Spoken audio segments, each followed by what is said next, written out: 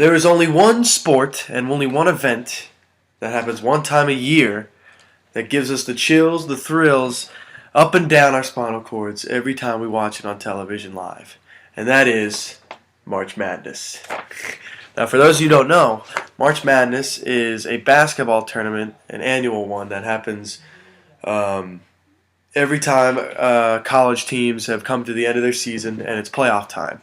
And what these teams have to do is they all go against each other, and the winner of it all is the national championships. And what a bracket looks like is like this. You see all that? And what we have are we have different areas. We have the South, the East, and the West, and the Midwest.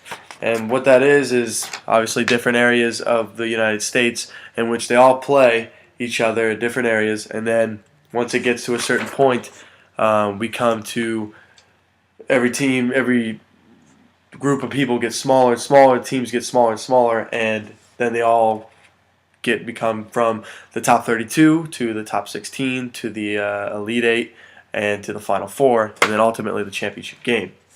Now, how these teams get to come into this great tournament, March Madness, is each team has to play a conference tournament. And well, if we're going to get into the conference tournament, we got to start from the beginning. So how it all starts is there's a top 25 rankings of how each team is ranked. Now there's many Division I college basketball teams across the country, but there's only 25 teams that are ranked as the top 25 teams, Division I collegiately. These 25 teams are ranked from the previous year on strength of schedule, how they've done in the past years, and what teams they have beat in order to surpass each team in the rankings. So let's say if a 24 ranked team beats a 16 ranked team, the 16 ranked team would become a higher ranked team as far as they would go up in the rankings, as maybe a 21st ranked team, and the 24th ranked team would go down, which is what you want to do ultimately, and maybe go to like a 19th ranked team.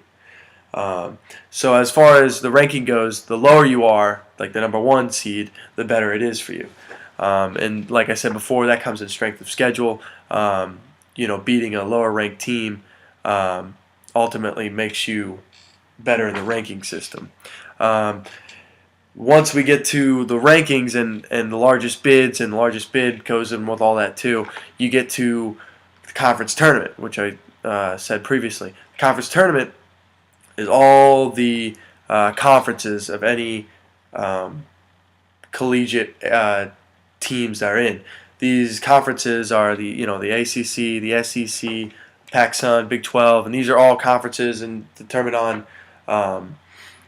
that the schools are in. And then once all these schools play each other, the top team in those in the conference tournament. All these conferences have conference tournaments, and then whoever becomes the winner of the conference tournament gets automatic bid to the March Madness tournament. And then you can also get bids too. Like let's say if you're a team that didn't make the conference tournament championship and they didn't win it, the conference championship, that doesn't mean you can't still make the March Madness tournament. You still have a chance if you can get a bid in, if you have a large bid, which means, like I said before, strength of schedule. If you played really good teams and you beat them, but maybe you didn't win the tournament, but you can still have a chance to win, because that's not necessarily fair. If another team gets in, maybe they're 24-0, but they didn't play the teams that you did. They play weaker teams.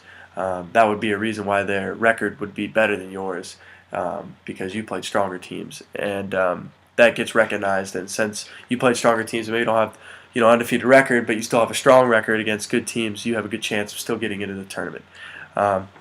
Once you get to the tournament, the crazy thing about this is filling out a bracket, which is like this, which has 32 teams in it, and it's a craze. Everybody across the country tries to fill out a bracket, hoping to get the perfect bracket, and they compete against their friends, colleagues, neighbors, family members, and try to get the best points. Now you can get a point out of this bracket with just picking the right team to win, and then if you pick the right team, you go from here this bracket to the next bracket to this one to the Elite Eight to the Final Four and then ultimately the championship. And you do that for each team, each line.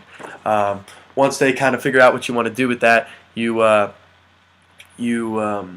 go into a point where you find a rhythm and see where your team is going and see if you pick the right teams ultimately during the championship game. One of the big things is trying to fill out a perfect bracket. Never been done. It's a $1.6 million, or sorry, 1.6 billion, 1 out of 1.6 billion probability that you will be able to fill out a perfect bracket. Never been done. Warren Buffett, the billionaire, actually offered $1 billion to somebody who could fill out a perfect bracket and prove that they did it. That's how unlikely it is. So if you're able to do it, contact Warren Buffett and he will pay you the money. So all power to you. So ultimately, you can choose how to do these kind of games in many different ways. But in the end of the day, it's crazy because it's a one and done, a single elimination tournament. So many upsets happen. Number 1 seeds, which is the best team in their conference, have gone to the tournament, have lost to number 12 seeds. That's how crazy it is because anything can happen. It's I think that's what they call it March Madness for, is because the probability of every top-ranked team winning is so low because it's a one-and-done situation. Anybody can win. Everybody's a great team that makes it to the tournament, and everybody has a good chance to win. So there's so many upsets. There's so many intense moments. Most games come down to the final shot, and you can't beat it. There's nothing like it in sports, and that's what I'm here. That's March Madness is the greatest event in not only college sports, but just sports in general because of the highs and the lows that come so fast and go so quickly as well. And that's pretty much it. March Madness. If you haven't picked a bracket, pick one soon because it's going to be gone before you know it. It comes and goes. March 16th to April 6th. And just like that, the greatest event in the year will be gone. So thank you for listening. Pick a team, pick wisely, and march on.